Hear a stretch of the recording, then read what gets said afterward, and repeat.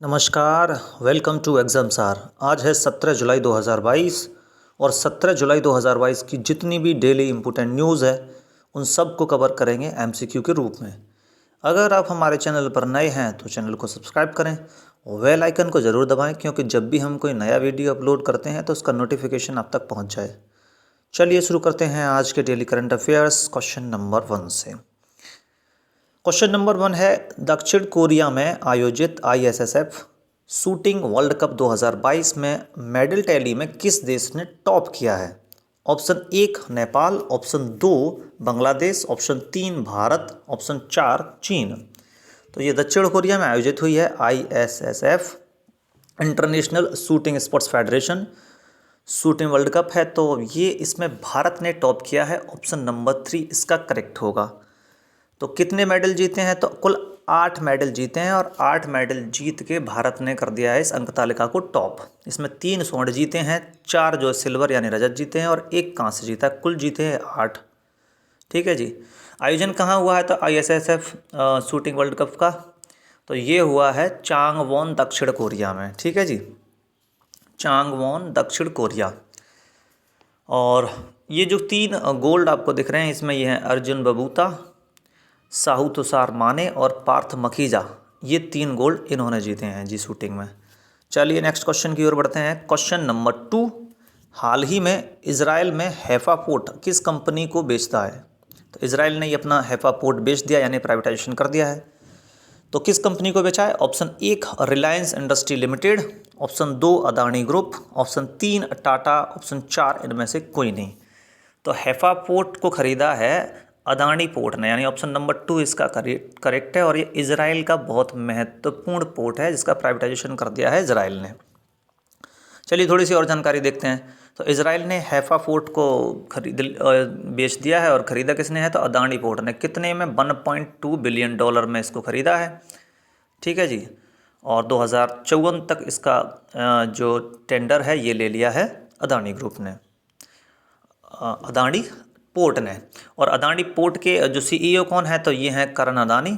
और मुख्यालय कहाँ है अदानी पोर्ट का? तो ये अहमदाबाद में है। चलिए नेक्स्ट क्वेश्चन की ओर बढ़ते हैं। Question number 3, BIMSTEC expert group on cyber security corporation की 2 दिवसीय बैठक का आयोजन कहाँ हुआ? तो ऑप्शन 1 है New Delhi, option 2 Bengaluru, option 3 Bhopal, option 4 Gandhinagar. तो BIMSTEC expert group on cyber security corporation की बैठक हुई है 2 दिन के लिए। तो इसका आयोजन जो है वो नई दिल्ली में हुआ है। ऑप्शन 1 इसका करेक्ट है। चलिए थोड़ी सी और जानकारी देख लेते हैं। तो BIMSTEC expert group on cyber security corporation की 2 दिवसीय बैठक कहाँ हुई है? तो ये नई दिल्ली में हुई है। उद्देश्य क्या था इसका? तो उद्देश्य था साइबर सिक्योरिटी पे एक्शन प्लान बनाना और जो मेंबर कंट्रीज़ हैं यानी सदस्य देश उनके बीच कोऑर्डिनेशन को बढ़ाना इसका उद्देश्य है साइबर सिक्योरिटी में। तो बिमस्टेक का फुल फॉर्म क्या होता है? तो bay of Bengal multi sectoral economic and technical and economic cooperation, ये एस है, माफ़ कीजिएगा, ये बिमस्टेक है,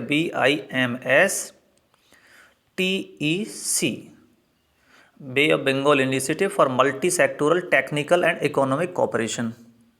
ठीक है जी। 1997 में ये बना है बिमस्टेक और इसका जो मुख्यालय है वो ढाका में है। ठीक है जी। चलिए नेक्स्ट क्वेश्चन की ओर बढ़ते हैं। क्वेश्चन नंबर 4, ग्राहकों को सशक्त करने और उनके अधिकारों के बारे में जागरूक करने के लिए उपभोक्ता मामलों के विभाग द्वारा जारी किए गए शुभंकर का नाम क्या है? यानी कि उपभोक्ता मामलों का जो विभाग है उसने एक शुभंकर यानी मास्कट जारी किया है। आपको बताना है कि उसका नाम क्या है। तो ऑप्शन 1 है प्रगति, ऑप्शन 2 उन्नति, ऑप्शन 3 जागृति, ऑप्शन 4 कलाकृति। तो उपभोक्ता मामलों के विभाग द्वारा ये जो मास्कट जारी किया गया है शुभंकर, इसका नाम है जागृति। चलिए थोड़ी सी और जानकारी देखते हैं। तो जागृति क्या करेगा? तो जागृति जो है वो ग्राहकों के बीच में जागरूकता बढ़ाएगा। जागृति से आपको याद भी रहेगा, जागरूकता बढ़ाने का काम करेगा। ठीक है जी। और इसकी जो टैगलाइन होगी वो होगी जागो ग्राहक जागो। चलिए नेक्स्ट क्वेश्चन की ओर बढ़ते हैं। क्वेश्चन नंबर 5, हाल ही में संघाई सहयोग संगठन यानी SCO की पहली सांस्कृतिक और पर्यटन राजधानी किस शहर को घोषित किया गया है? तो option 1 Beijing, option 2 Varanasi, option 3 Islamabad, option 4 Lucknow. तो SCO यानी शंघाई सहयोग संगठन की पहली कल्चरल और टूरिज्म और जो कैपिटल शहर घोषित किया गया है ये अपना भारत का वाराणसी है, यानी ऑप्शन नंबर 2 इसका करेक्ट है। चलिए थोड़ी सी और इन्फॉर्मेशन देखते हैं। तो वाराणसी को शंघाई कोऑपरेशन ऑर्गेनाइजेशन की पहली कल्चरल और टूरिज्म कैपिटल घोषित किया गया है और ये सदस्य देशों के बीच पीपल टू पीपल कनेक्ट को या रिलेशंस को बढ़ावा देगा और 2022-23 के लिए ये रोटेशन में रहेगा, यानी 2022 और 23 के लिए वाराणसी जो है वो सांस्कृतिक और पर्यटन राजधानी रहेगा SCO की। ठीक है जी। तो SCO कब बना है? तो SCO बना है 2001 में। ठीक है, इंडिया भी इसका मेंबर है और 2017 में भारत इसका मेंबर बना था और 2017 में ही पाकिस्तान भी SCO का मेंबर बना था। चलिए नेक्स्ट क्वेश्चन की ओर बढ़ते हैं। Question number 6, world athletics championship 2022 का 18वां संस्करण का आयोजन कहाँ किया जा रहा है? ऑप्शन 1 संयुक्त राज्य अमेरिका, ऑप्शन 2 कनाडा, ऑप्शन 3 चीन, ऑप्शन 4 भारत। तो वर्ल्ड एथलेटिक्स चैंपियनशिप 2022 की 18वें एडिशन का जो आयोजन है ये हो रहा है यूनाइटेड स्टेट ऑफ अमेरिका, यानी ऑप्शन नंबर 1 इसका करेक्ट है। चलिए थोड़ी सी और इन्फॉर्मेशन देख लेते हैं। तो वर्ल्ड एथलेटिक्स चैंपियनशिप का ये 18वां संस्करण है और इसका आयोजन हो रहा है USA में। ठीक है जी। और USA में पहली बार हो रहा है वर्ल्ड एथलेटिक्स चैंपियनशिप का आयोजन, ये भी आपको याद रखना है। और भारतीय टीम का या खेमे का जो नेतृत्व कर रहे हैं यानी लीड कर रहे हैं ये हैं नीरज चोपड़ा, जिन्होंने टोक्यो ओलंपिक में क्या जीता था? गोल्ड, और काय में? जैवलिन थ्रो में। ठीक है जी।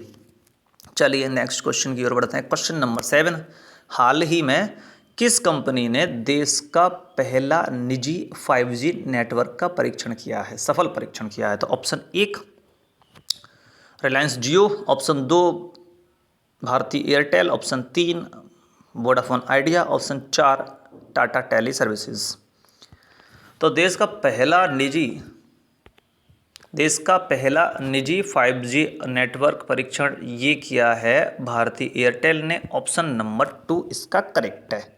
चलिए थोड़ी सी और जानकारी देख लेते हैं। तो भारती एयरटेल ने देश की पहली प्राइवेट 5G यानी जी का मतलब जनरेशन नेटवर्क का सफल परीक्षण बंगलुरु में किया है। ठीक है जी। और भारती एयरटेल के बारे में जानकारी देखें तो ये 1995 में बनी है और इसका जो हेडक्वार्टर है नई दिल्ली में है और इस समय पे इसके जो CEO हैं, चीफ एग्जीक्यूटिव ऑफिसर, ये हैं गोपाल विट्ठल, भारती एयरटेल के। चलिए नेक्स्ट क्वेश्चन की ओर बढ़ते हैं। Question number 8, National Health Authority ने Ayushman Bharat digital mission hackathon series का पहली हैकाथन की शुरुआत कहाँ की गई है? तो ऑप्शन 1 है Ahmedabad, option 2 Mumbai, option 3 Pune, option 4 Bhopal. National Health authority यानी NHA ने Ayushman Bharat digital mission hackathon series की जो शुरुआत है यानी पहली हैकाथन शुरुआत हुई है ये पुणे से होगी, ऑप्शन नंबर 3 इसका करेक्ट है।